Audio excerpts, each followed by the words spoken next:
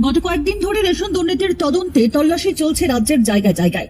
এই আবহে শনিবার সকালে প্রাক্তন শিক্ষামন্ত্রী পার্থ চট্টোপাধ্যায়ের নাকতলার বাড়িতে পৌঁছলো ইডি। এদিন সকালে 3টি গাড়ি করে পার্থ চট্টোপাধ্যায়ের বাড়িতে যান ইডির আধিকারিকরা।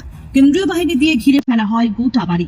শিক্ষা দুর্নীতিতে অভিযুক্ত মিডলম্যান প্রসন্ন কুমার রায়ের নিউ টাউনের অফিসেও যান তদন্তকারীরা।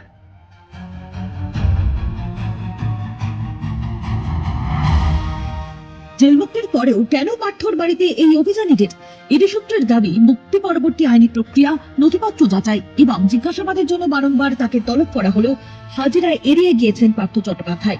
জেল থেকে শর্ত সাপেক্ষে মুক্তি পাওয়ার পর বেশ কিছু গুরুত্বপূর্ণ নথিপত্র যাচাইয়ের প্রয়োজন ছিল।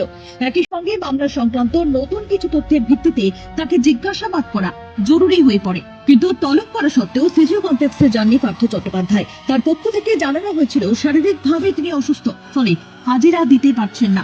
এমনকি আদালতের পক্ষ থেকে রুটিন হাজিরার নির্দেশ থাকলেও অসুস্থতার কারণ দেখিয়ে তিনি তা এড়িয়ে যান বলে অভিযোগ।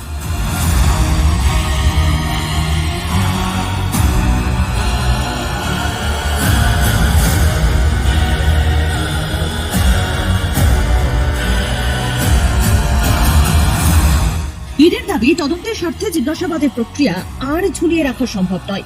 সে কারণেই প্রাক্তন শিক্ষামন্ত্রীর শারীরিক অবস্থা এবং আইনি বাধ্যবাধকতার কথা মাথায় রেখেই সরাসরি তার বাসভবনে পৌঁছে গিয়েছেন আধিকারিকরা।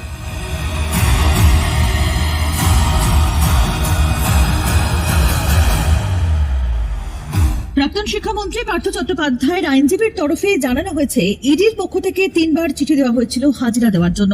কিন্তু প্রাক্তন শিক্ষামন্ত্রীর পক্ষ থেকে ইডিকে জানানো হয় শারীরিক অসুস্থতায় তার পক্ষে বারবার হাজিরা দেওয়া সম্ভব নয়। প্রয়োজনে বাড়িতে এসে তাকে জেরা করতে পারেন। সেই আর্জি মেনেই শনিবার সকালে ইডি আধিকারিকরা পার্থ চট্টোপাধ্যায়ের নাকতলার বাড়িতে যান।